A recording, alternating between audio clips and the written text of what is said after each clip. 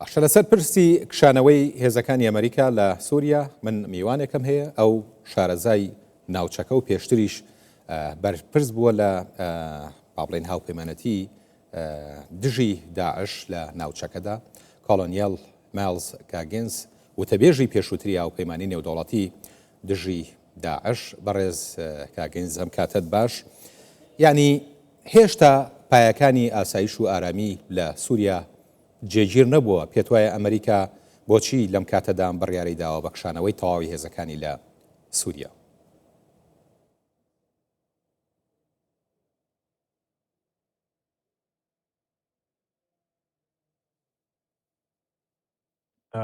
Ramadan Mubarak, ڕەمەزانتان پیرۆز.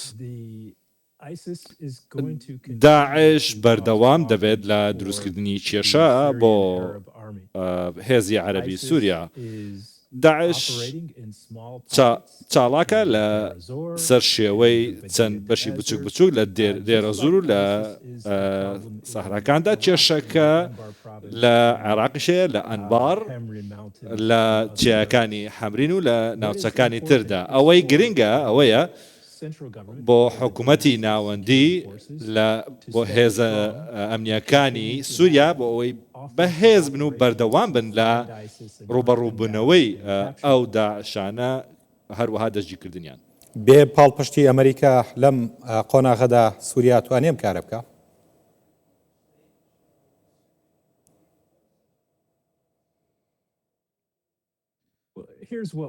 ئەوەی ئێمە دەیزانین 10 ساڵ لەمە و بەرزیاتر ئەمریکا وەکو هاوبەشێک لەگەڵ یەپەگە و لەگەڵ هێزەکانی هەسەدا هاوبەشێکی سەرکەوت تویان ئەنجامدا بۆ تێکشکاندنی داعش. ئەوەی ئێستا کە دەیبینین کشانەوەی هێزەکانی ئەمریکایە لە حەسەکە لەگەڵیدا لە بکەی سەربازی لە ڕۆمەڵان. ئەوەی دەیزانین ئێستا کارەکە لەسەر سەرۆک شەرع و وەزارەتی ناوخۆ دەوەستێت بۆ بەکارهێنانی ئەزمموی خۆیان لە شێوازی مامەڵەکردن لەگەڵ جیهادیەکان بیرۆکەی جیهادیەکان بۆ دۆزینەوەی داعشەکان و ڕاگرتنیان. زۆر باشە. داعش لەم چەند ڕۆژانی ڕابردووە و تایبەتی ئەمڕۆژ چەند چالاکیشیان لە نێو خاکی سووریادا هەبووە. پێت وایە بە کشانەوەی ئەمریکا ئەم چالاکیانە زیاترە بن؟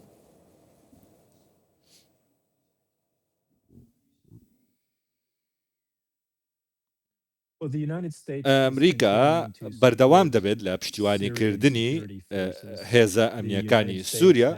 ئەمریکا زیاتر لە 80 هێرشی ئاسمانی ئەنجام داوە لە 3 مانگی ڕابردوودا بۆ سەر هێزەکانی داعش. لەگەڵەوەدا ئەمریکا بەردەوام دەبێت لە بەشداری پێکردنی زانیاری هەواڵگری و ڕاوێژکاری تر بۆ هێزەکانی سووریا. کەواتە پێت وایە سەرەڕای کشانەوەی هێزەکانی ئەمریکا لە سووریا بەڵام بە شێوازی دیکە ئەمریکا هەر هاوکاری حکوومەتی سووریا بێت لە ڕوبەڕووبوونەوەی تیرۆر.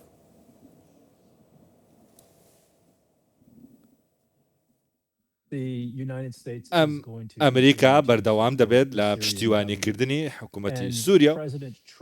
سەرۆک ترەمپیش چەندین جار ئەوەی ڕاگەاندووە کە ئەو هاوڕێیەکی باش و ڕێز لە سەرۆک شەرع دەگرێت. ئەمریکاش دەیەوێت سووریا شوێنێکی پارێزراو بێت و خاڵی بێت لە گروپە تیرۆریستەکانی وەک داعش.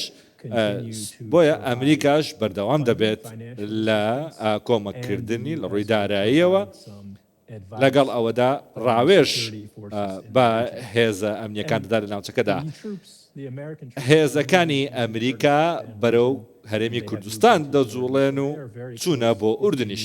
ئەوان نزیکن لەو ناوچەیە ئەگەر هاتوو پێویستیان بە هاریکاری ئەوان هەبوو لەسەر ئەرزی واقع بۆ ڕوبەڕووبوونەوەی چاڵاکیەکانی داعش. باش پێت وایە ئەمە داواکاری سووریا بووە کە هێزەکانی ئەمریکا بکشێنەوە لەو ناوچەیە یان نەخێر ئەمریکا خۆی بڕیاریاوە لە ناوچەکە بکشێتەوە؟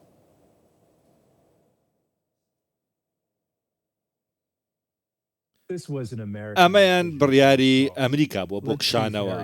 با ڕوون بین دۆخەکە لە باکوور و ڕۆژهەڵاتی سووریا و دێرە زۆر سەقامگیرە بەراورد لەگەڵ مانجی یەکدا هێزەکانی سووریای ناوەندی دەستیان کرد بە هێرشکردن لەسەر چیتر هێرش ناکەنە سەر باکوور ڕۆژهەڵاتی سووریا. ئێستا ئەمریکا هەڵسەنگاندنێکی ئەنجام داوە شارەزایانی بواری هەواڵگری لەگەڵ سەربازیدا بڕیاریان داوە کە پارێزراو نییە بۆ ئەوان لەگەڵ هێزی عەرەبی سووریادا هەماهنگ بن کاتێک دۆخەکە ناسەقامگیرە. بۆیە بڕیاری داوە وا باشترە بڕۆن بۆ هەرێمی کوردستان لەگەڵ ئوردن بۆ ئەوەی لەوێ لە بنکەکاندا بمێننەوە و ئەو کاتێک کە لە سووریا پێویستی پێبێ دەتوانن هاریکاریان من تەنانە لە دەرەوەی سووریاشەوە. بۆچی پارێزراو نییە لەگەڵ هێزی سووریای عەرەبی بن؟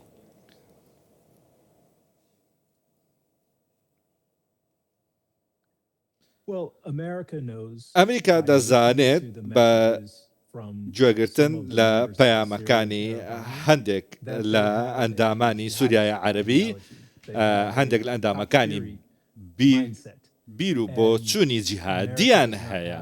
ئەمریکا هەمان متمانەی نییە بۆ ئەوەی هاوبەش بێت لەگەڵ هێزەکانی سووریای عەرەبیدا. هەمان ئەو متمانەیە نییە کە لەگەڵ هەسەدەدا هەی بووە. بۆیە هێزەکانی هەسەدە و پێشمەرگەی کوردستان هەمیشە ناوچەیەکی پارێزراویان بۆ هێزەکانی ئەمریکا و هاوپەیمانان دابین کردووە. هەمان ئەو ئاسایشە ڕێ تێناچێت لە سەحراکانی بادیە و ناوچەکانی تریشدا. بۆیە ئەمریکا بڕیاری داوە هێزەکانی بگوازێتەوە شوێنێکی سەلامەتتر. هەر ئەم گومانە نییە کە وای کرد زیندانیانی داعشش بۆ عێراق بگوازنەوە؟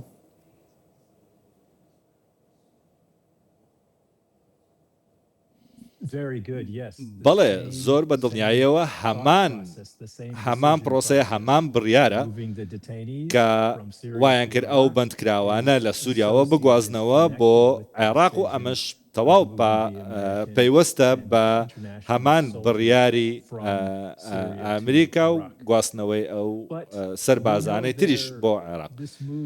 بۆیە ئەمە چەند ڕۆژێکی پێدەچێت ئەم گواستنەوەیە. ئەمریکا ناترسێت بەڵکو ئەم گواستنەوەیە بۆ ئەوەیە لە ئەنجامی ئەو سەرکەوتنە گەورەیە کە لە چەند ساڵی ڕابردوودا دژی داعش ئەنجام درراوە. بۆیە ئەم گواستنەوەیە بۆ پاراستنی زیاتری هێزەکانە و هیچی تر.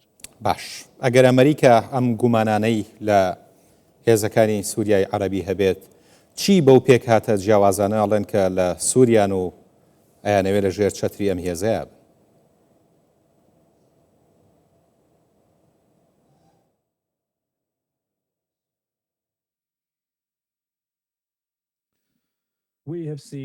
ئێمە چەندین گوتارمان لەلایەن سەرۆک ئەحمەد شەرعەوە بیستووە کە پێکهاتەکان دەپارێزێت لەگەڵیدا ژمارەکان لە ڕێگە بە زمانی کوردی خوێندنی کوردی دەدات بە کوردەکان. ئەمەش کاتی دەوێت بۆ هەمووان بۆ ئەوەی ئەمە بەرجەستەیی ببینن. ئەدەبێ ئەوشمان بیر نەچێت کۆبانێت تا ئێستاش لە ژێر گەمارۆدایە. بۆچی ئەم شارە گەمارۆ دراوە؟ ئەوان نەیانەوێت لەگەڵ دژی سووریای عەرەبی بجەنگن.